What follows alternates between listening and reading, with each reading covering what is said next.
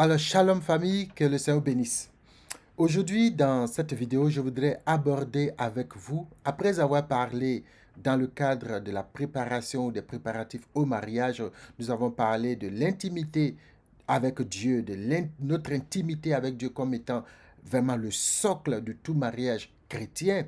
Ensuite, nous avons parlé du choix. Et aujourd'hui, je voudrais aborder avec vous une question importante qui parle un peu de ce qu'on appelle la volonté de Dieu dans le mariage. Qu'est-ce que c'est? Nous allons aborder cela et puis nous allons voir ce que nous pouvons en tirer. Et avant cela, allons un peu plus loin.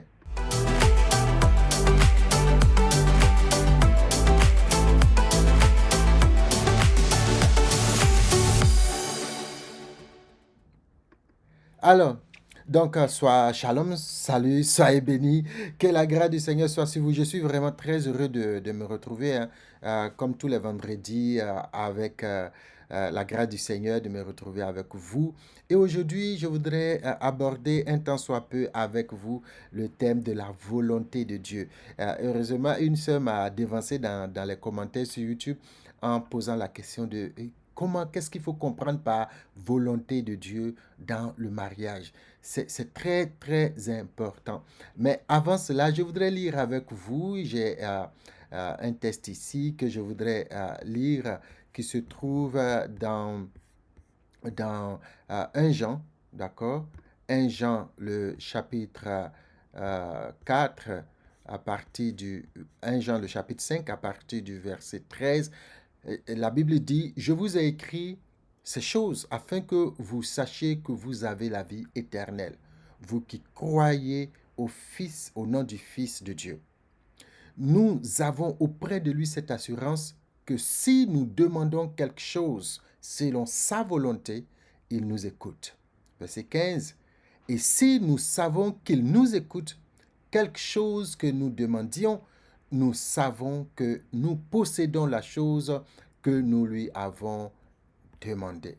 Je vais lire un deuxième texte qui lui se trouve, je prends dans 1 Thessaloniciens 4, à partir du verset, je vais commencer à partir de... alors, je vais commencer à partir du verset 1. Au reste, frère, puisque nous avons appris que nous avons appris de comment nous devons nous conduire et plaire à Dieu, et que c'est là ce que vous faites.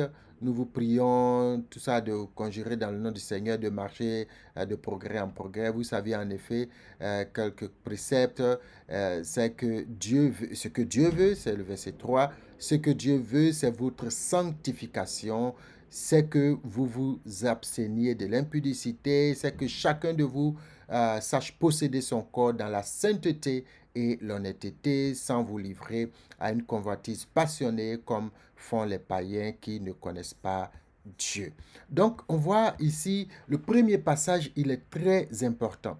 Il nous dit que si nous demandons quelque chose qui est dans la volonté de Dieu, il nous écoute. Justement, c'est de cette volonté que nous allons parler. Mais il est important de savoir que Dieu nous écoute quand nous demandons dans sa volonté. Eh bien, il n'a pas dit Dieu nous entend. D'accord? Entendre et écouter sont relativement différents. Entendre, c'est percevoir par ses oreilles, par exemple, le bruit. Là, derrière moi, il y a assez de vent actuellement. Donc, je perçois le bruit du vent, mais je n'écoute pas le vent. Écouter, c'est porter son attention. Écouter, c'est vraiment se porter, trouver un intérêt dans ce qui se passe et se fixer sur cette chose-là. Donc, quand nous demandons dans la volonté de Dieu, c'est comme si Dieu se tourne pour nous écouter. Il nous écoute. Il nous entend déjà tout le temps. Mais quand nous demandons dans sa volonté, Dieu se dispose à nous écouter. Ça, c'est très important. Alors, la volonté de Dieu, il y a tellement... je me suis amusé à taper un peu sur le net pour voir un peu ce que les gens... Parce que j'ai mon idée, mais je voulais voir ce que les gens en pensent, ce que les gens disent de la volonté de Dieu en général. Et il y a des tendances qui se dégagent et souvent il y a comme une sorte de confusion. Par exemple, la volonté de Dieu, on peut parler de la volonté générale. Dans une de mes vidéos, quand j'étais quelque part dans une ville, quelque part en voyage, j'avais parlé la volonté générale. La volonté générale, c'est cette volonté qui a créé toute chose dès le départ. C'est la volonté générale. La volonté dans laquelle Dieu dit, par exemple, pour le cas du mariage, l'homme et la femme vont se rencontrer. L'homme quittera son père et sa mère, s'attachera à sa femme, les deux deviendront une seule chair. Ça, c'est la volonté générale. L'homme et la femme. Il n'y a rien de précis. La seule chose qui est précise, c'est que c'est un homme et une femme. D'accord? Je sais qu'il y a un débat qui est en cours actuellement. Notre génération est une génération qui est en difficulté, où on demande qu'est-ce qu'un homme, qu'est-ce qu'une femme. Après combien de millénaires, d'accord? On essaie de remettre les choses en cause. On essaie de vouloir redéfinir les choses. Mais Dieu dit un homme et une femme. Et pour nous, en tant qu'enfants de Dieu, un homme, c'est de sexe masculin et une femme, c'est de sexe féminin. D'accord? Donc, un homme et une femme vont se rencontrer. Mais un homme et une femme n'est pas précis. On a vu les déterminants. D'accord? Un, c'est imprécis, c'est indéfini. D'accord? On n'a pas défini. Donc, mais dans la volonté, à côté de la volonté générale, il y vient la volonté spécifique ou spéciale de Dieu. Cette volonté-là, c'est elle qui dit que toi, Michel, tu épouses Eunice. D'accord? Toi, Yapo Judicaël, mon frère, que je salue au passage, tu épouses Eunice. Lui aussi, il a épousé une Eunice. D'accord? Et toi, Adeline, ton mari va s'appeler Pierre, ou va s'appeler Edmond, ou va s'appeler Laurent. D'accord? Donc ça, c'est vraiment la volonté spécifique. On parle aussi de la volonté décrétée. Là, je pense que la volonté décrétée va se rapporter à la volonté générale dans certains aspects. La volonté décrétée, c'est la volonté immuable de Dieu, que l'homme ne peut changer. Qu'on y croit ou pas, elle ne change pas, elle ne varie pas. D'accord? Par exemple, quand Jésus se trouve face à Gethsémane, quand Jésus se trouve à la croix, devant la réalité de la croix, Jésus va faire une prière qui est de dire, Père, cette coupe, s'il est possible que tu l'éloignes de moi. Non pas ma volonté, mais ta volonté. Cette volonté-là, c'est la volonté décrétée de Dieu parce que c'est un décret divin que Jésus meurt à la croix de Golgotha pour que nous soyons sauvés. Jésus avait sa volonté, Jésus avait ce qu'il voulait, ou du moins sa chair, bien sûr, avait ce qu'elle voulait, mais la volonté parfaite, la volonté décrétée de Dieu était qu'il fallait y aller. D'accord? Quand les enfants d'Israël vont sortir du désert, vont essayer de s'établir, pas totalement, et que à un moment donné, ils vont demander, insister auprès de Samuel qu'ils veulent un roi, Dieu va leur permettre d'avoir un roi, Saül. Et donc, cette volonté n'était pas une volonté parce que Dieu a dit qu'il voulait être leur roi. Mais ils ont décidé de chercher et de trouver donc un roi comme les autres nations qui les entouraient, c'était leur argument. Dieu va permettre, Dieu va accéder à leurs demandes, Dieu va satisfaire leurs demandes, Dieu va donc permettre, ça c'est la volonté permissive de Dieu. C'est la volonté permissive de Dieu. Donc on voit ici, il y a la volonté décrétée, la volonté permissive, on parle de la volonté parfaite de Dieu qui est de dire ça c'est ce que je veux. Et puis à côté, les gens parlent de la volonté commandée de Dieu. C'est dit quand l'apôtre Paul, c'est ce qu'on a lu dans 1 Thessaloniciens que nous avons lu, 4, quand l'apôtre Paul dit ce que Dieu veut, c'est que vous vous sanctifiez, c'est que vous soyez purs. Mais on sait que beaucoup d'hommes ne vivent pas dans la pureté. La volonté donc de Dieu, dans ce sens, c'est une volonté commandée. Dieu commande qu'on soit pur, mais on n'est pas toujours pur. Dieu commande qu'on soit saint, mais on n'est pas toujours saint. Donc, il y a tous ces types de volonté de Dieu. Dans le cadre du mariage, quelle est la volonté qui doit primer? Quelle est la volonté de Dieu qu'on doit rechercher? On a vu, quand on a parlé de l'intimité, Quand vous êtes intime avec quelqu'un, vous pouvez connaître sa volonté facilement. Dans le cas du mariage, on l'avait dit, je veux épouser telle soeur, je veux épouser tel frère. Vous voyez, c'est vous qui voyez une personne. Il y a des cas où Dieu dit à la personne, voici ton épouse, c'était moi mon cas, voici ton épouse, d'accord? Il y a des cas où le Seigneur vous laisse vous approcher de lui pour dire, Père, papa, j'ai vu telle fille, j'ai vu tel homme, elle me plaît, il me plaît. Est-ce que c'est ta volonté que je l'épouse? Comme on a dit, il n'y a pas vraiment une volonté particulière parce que Dieu est un Dieu qu'on ne peut pas forcément, qu'on ne veut pas, qu'on ne peut pas, on peut pas, ça veut dire que Dieu n'est pas une formule mathématique. Quand on met dans la fonction f de x, quand on met x de valeur temps, on sait la valeur de la fonction. Non, Dieu n'est pas comme ça. Dieu est dynamique. Donc, la relation, l'intimité que tu as avec Dieu va déterminer comment il exprime sa volonté à ton égard. Donc, ça, c'est très important. La relation, l'intimité que tu as avec Dieu va déterminer comment il exprime sa volonté. Quand, à un moment donné, Dieu choisit donc Samson, pendant que tous les jeunes de son âge se coiffaient, lui, il n'était pas permis de se coiffer. Il y a des gens à qui Dieu va permettre de se marier. Il y a des gens, quoique sa volonté générale que l'homme et la femme se marient, à qui Dieu ne va pas permettre de se marier. Mais pour le connaître, c'est dans notre intimité. Donc, il n'y a pas une formule magique pour dire voici comment connaître la volonté de Dieu. Ce qu'il faut, c'est de vous approcher du Seigneur. Et surtout de ne pas avoir peur de dire à Dieu ce que vous aimez. Parce que je sais, il y a des frères, je connais des frères qui aiment les grosses sœurs. C'est une très bonne chose. D'accord? Qui aiment les sœurs avec voilà, tout ce que vous savez. Mais quand vous êtes là et que vous ne dites pas ce que vous aimez à votre Père, qui le sait déjà, en ce moment, c'est difficile. Donc, 1 Jean 5 que nous avons lu nous dit, si nous demandons dans sa volonté, il nous écoute. Et si nous savons qu'il nous écoute, c'est très important d'être convaincu que Dieu vous écoute. Pour connaître la volonté de Dieu, sachez, soyez convaincus que votre papa vous écoute. Votre Père céleste vous écoute. Il ne vous entend pas, il vous écoute. Il prend plaisir à ce que vous dites parce qu'il veut répondre à vos besoins. Il veut répondre à vos questions. Il n'a pas peur de vos questions. Donc, la volonté de Dieu dans le mariage, c'est vraiment qu'est-ce que Dieu veut? Quelle est la personne que Dieu veut pour vous? Et comme je l'ai dit, la proposition peut venir de votre père. On l'a vu la dernière fois, on l'a vu avec Isaac et son père, qui allait chercher par son serviteur, donc son épouse. Isaac l'a reconnu et l'a accepté. Ou bien ça peut venir de vous qui dites, je veux marier celle-là.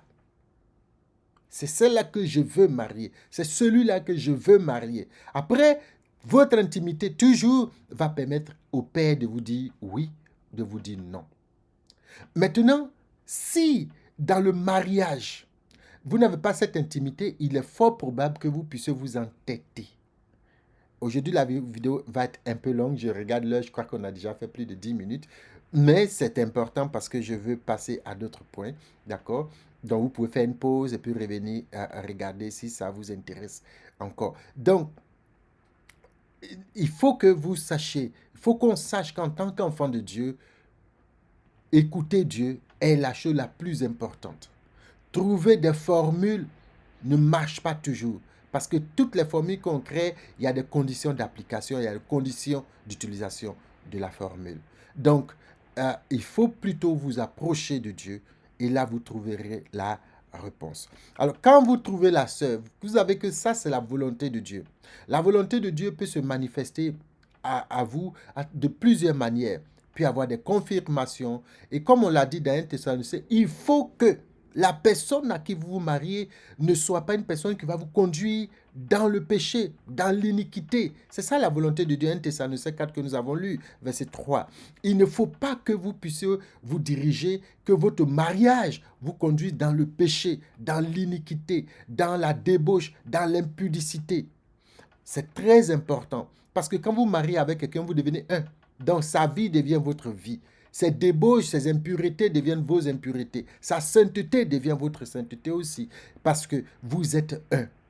Donc, c'est important de comprendre que votre choix doit obéir à des éléments de base que sont votre intimité avec Dieu, votre vie de sainteté et d'enfant de Dieu, votre identité. Des gens se sont mariés à des non-chrétiens, à des non-convertis, d'accord, même des gens qui allaient à l'église, mais pas encore convertis. Ils se sont mariés. Quelque temps après le mariage, nous, on en a vu, quand j'étais à Soubré, en Côte d'Ivoire, une sœur qui s'était mariée, le pasteur, je me rappelle bien, a insisté pour que la sœur prenne du temps avant de se marier. Elle n'a pas écouté, elle s'est mariée. 3 mois après, après le mariage, le monsieur ne venait plus à l'église, mais elle venait. Quelque temps après, il a commencé à interdire à sa femme de venir à l'église. Et plus tard, elle ne venait plus à l'église. À chaque fois qu'elle venait, elle était battue, elle était violentée et elle a cessé de venir à l'église parce que son mari, elle s'était engagée dans un mauvais mariage. Prendre le temps, écouter Dieu, fait partie du plan et de la volonté de Dieu. La Bible dit que quand on connaît un peu de difficultés, cela produit à nous de la patience. Cette patience-là va avoir un résultat positif. J'ai écouté un truc de Maman Lily ce matin qui rappelait cela sur vase d'honneur sur les chaînes. Mais c'est important. Donc, le choix que vous faites ne doit pas vous amener dans le péché. La question, c'est de savoir, et si la personne joue à un double jeu? La réalité, c'est que le double jeu ne peut pas tenir très longtemps. Ça ne peut pas tenir très longtemps. La personne va finir par se dévoiler. C'est pour cela que les fiançailles dont on va parler par la suite sont très importants. C'est une période qui vous permet de découvrir, de déraciner et de savoir le fond des choses avant de vous engager. Donc, c'est de ça que nous allons parler le vendredi prochain, s'il plaît à Dieu. Mais aujourd'hui, je veux conclure. Quand vous avez identifié la volonté de Dieu et que vous faites le pas, je sais qu'il y a encore beaucoup de choses à dire sur qui va faire le premier pas, n'est-ce pas? En Europe, par exemple, tout le monde peut faire le premier pas. Je pense que ça, c'est un peu plus culturel. L'homme quitterait son père et sa mère, et il va rencontrer ça. Il la rencontre où? Est-ce qu'elle a déjà quitté? Il va la chercher? Il y a beaucoup de questions, d'accord? Mais ce qui est important pour moi ici, c'est de dire, quand vous rencontrez la personne, vous devez savoir que la personne doit aussi obéir à la volonté de Dieu. Il y a des gens qui veulent se marier à des gens qui ne veulent pas se marier à eux. C'est-à-dire que eux, ils ont reçu la conviction que c'est leur femme, mais la fille, elle ne veut pas. Moi, je connais un frère avec une sœur. Le frère, il voulait, la sœur ne voulait pas. Peut-être qu'elle n'était pas prête, mais en tout cas, elle ne voulait pas. Il a attendu, il a dit, il attendrait, mais finalement, il a dû se rendre compte que ça ne pouvait pas aller. Donc, la volonté de Dieu ne s'accomplit dans le cas du mariage que si les deux se soumettent à cette volonté-là. Vous et votre conjoint ou votre futur conjoint, la personne que vous voulez, vous devez vous soumettre à la volonté de Dieu de vous marier. C'est là que vous devez dire ensemble.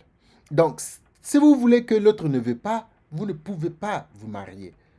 Et là, ça rentre dans le cadre de ce qu'on appelle la volonté permissive. La volonté permissive. Dieu a mis là le mariage. C'est une volonté générale, mais spécifiquement, il faut que vous deux, vous puissiez accepter. Si vous voulez, on peut la mettre aussi dans le cadre de la volonté commandée. Ce que Dieu veut, c'est que X et Y puissent se mettre ensemble.